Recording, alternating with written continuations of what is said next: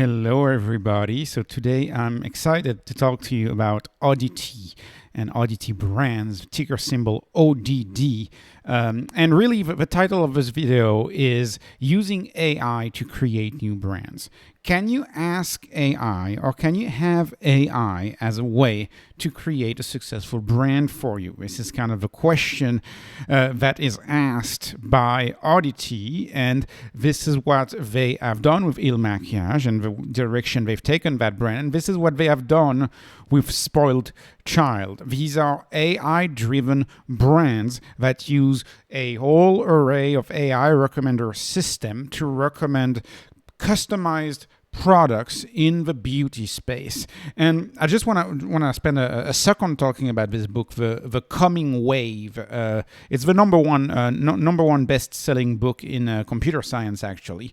And this book goes over recommender systems so well in a few chapters. And one of them is, are you going to be able in the future to ask AI to say, hey, AI, can you give me a product combination that's going to sell $1 million this year? Like, can you do that? And ask an AI to actually execute on that vision. We know AI is used to generate product ideas and engineering ideas and all sorts of ideas all the time in, good 21st century companies. Famously, Tesla uses AI when it designs its products all the time, right? Well, this is the same way for this company. They are using AI all the way to design products that win in the marketplace. And if you look at the growth that they had, which I'll get to in a second, you'll see that they are really winning in their respective marketplace, which for now is very small. For now, it's just foundation and skin rejuvenation, skin care, anti-aging skin agents. That's the two brands, but they have two more brands coming, which is a big deal.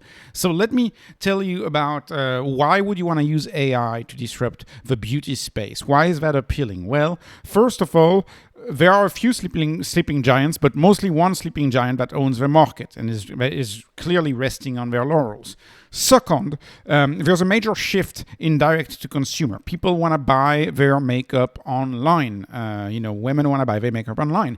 This is not like you remember 20 years ago. People would say, "Oh, you would never buy clothes online," and now everybody buys clothes online. That industry is delusional if they think that you wouldn't want to buy makeup online. What is that? You would never want to do that. Well, that's not true because you can use a computer and you can use a recommender system to recommend the perfect makeup for you.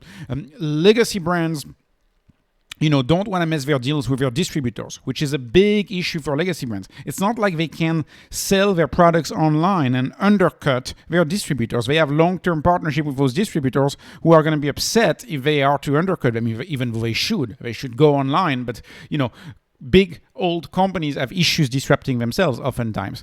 And why is the beauty space particularly interesting? Well, it's easy entry into the market. There's way less regulation.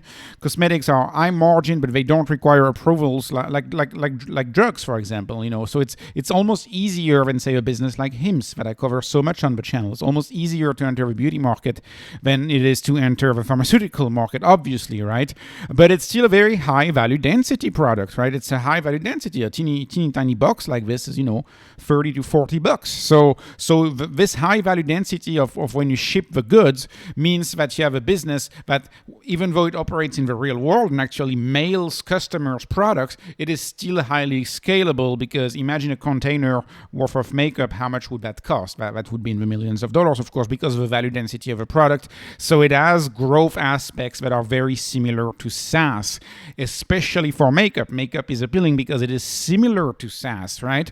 You use it, and once you've used your foundation, you gotta buy it again and buy it again and buy it again. So they have more than 50% of their sales. Oddity has more than 50% of their sales actually recurring, and that's going up. That's going up. It's gonna have a large proportion of sales that are recurring.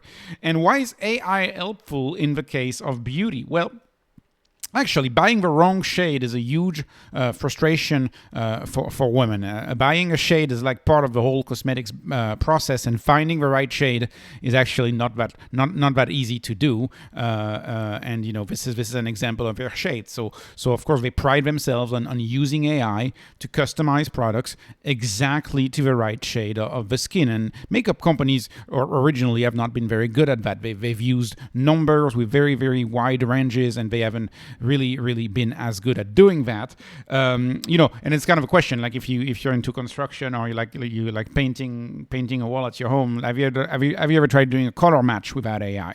Right? It's really tough. It almost never works. This is why they have something I would argue revolutionary, because all of a sudden you get a customized makeup just to you, and it's gonna fit. And of course it's an enormous market. And here, this is a good chart because they highlight exactly what makes them special. There's no wholesale, right? It's all direct to consumer. There's no offline distribution. It's all digital. It's all vertical integrated. There's no third party making the product for them. It's personalized, right? Not one size fits all, or one size fits a certain type of people, right? And all the way of doing marketing is you're going to do marketing segmentation, and you're going to have you're going to put people into groups, and then you're going to cater to groups. This is gone today with AI. With AI, you have one person, one product, and it's the use of data as opposed to efficiency. I find that very relevant here. And using AI to match a foundation to a woman's skin is similar to Hims using AI to med match. That's their trademark that they launched, to med match a pharmaceutical to a patient, right? These AI recommender systems don't only work for YouTube or Amazon. If you buy on Amazon, if you bought a few products, Amazon knows you so well, it suggests products for you. Same for YouTube, suggests videos for you. Well, guess what? Hims can suggest pharmaceuticals for you if you follow that stock. And a company like Oddity can suggest cosmetics for you if you follow that stock, because it's using that AI and it's using these recommender systems. And their other brand, by the way, which I haven't talked about, is personalized skincare. It's all about this anti-aging skincare, and you can see the value proposition when you go on their website is very, very clear. You use AI to identify what products fits your questionnaire and the scan of your face in your skin, and then they make it personalized to you. You get a personalized product one-to-one.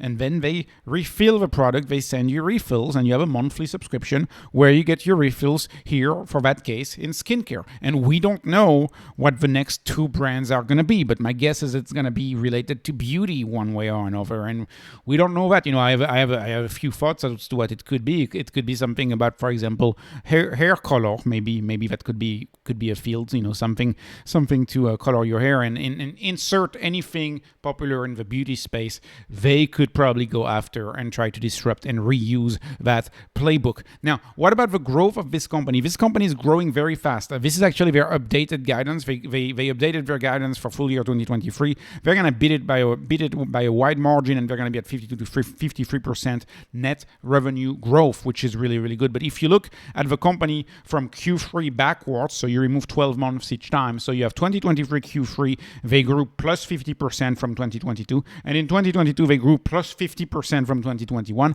and in 2021 they grew 100%, but that's because the company was obviously very, very, very small back then. This is a company that has had exponentiality in its growth, and other catalysts for the industry is what? This industry is expected to see a doubling in their online sales. The online sales of cosmetics is expected to double throughout 2024.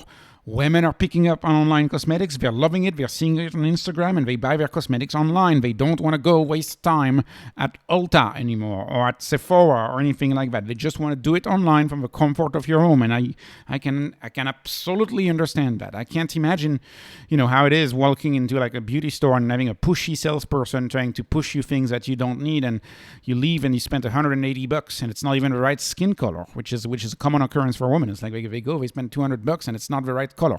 Imagine how upset. And of course, you've opened it. So if you've opened it, you can't even return it. Anyways, I like that they started in international expansion for MAKIAGE, and for Spoiled Child, it's US only, but they're going to go international next year.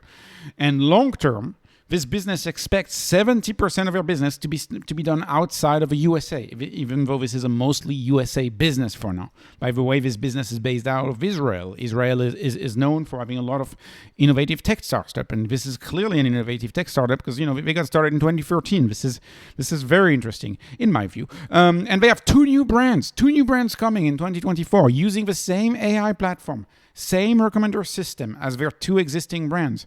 So we don't know how fast they will grow for full year 2024 because very few analysts follow this company, but I'm very confident assigning them another 50% given that they're going international, given that online sales are expected to double, given that they're launching two new brands. I have no issue assigning them another 50% in sales growth. And if you do that, if you look at Oddity and you use my usual spreadsheet, you get to a 0.129, which is dirt cheap. It's top 15% cheapest in my company. It's a little cheaper than a StoneCo, but not that much. Not that much cheaper than a StoneCo, like 30% cheaper than a StoneCo, about twice as expensive as HIMS, but really, really, really dirt cheap for a business that has a tremendous growth potential, if you ask me, because they're expanding into new products. I find a lot of similarities between this company and between HIMS, believe it or not. And one of the main distinctions between HIMS and this company is that HIMS is not there at its EBITDA margin target, although they have a 25% EBITDA margin target.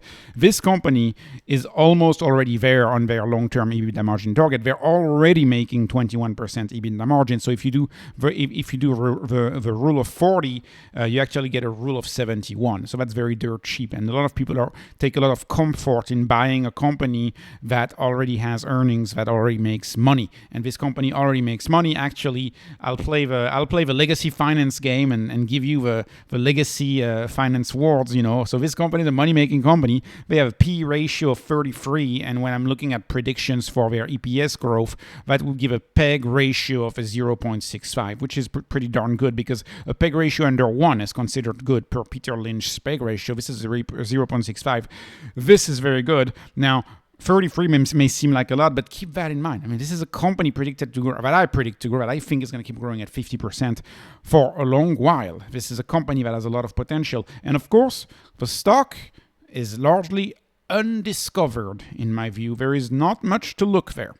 And lastly, if you're interested in this company, I fundamentally recommend that you listen to the conference call. The conference call for them is eye-opening. How you can use AI to inform product development, to inform future products. It's all about using AI to develop the new product, which is also all about, this book as an entire chapter about this, about how, maybe at some point one day you may get to a future where you ask AI to come up with a full business plan and actually list products for you on Amazon and make money doing a FBA on Amazon or some sort of drop shipping, and it's fully the AI who orchestrates everything and you have to do nothing but collect the money.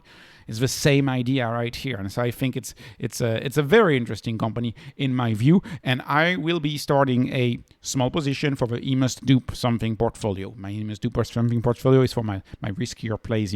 I don't have yet the confidence in this stuff that I have in HIMS, to be honest. But I'm getting bullish by the day, and I want to follow it over a few quarters. So anyways, this was not investment advice. This is just entertainment. No financial advice. Edutainment, entertainment only. Please like, please subscribe, please follow me on X. Thank you so much for watching and have a wonderful day.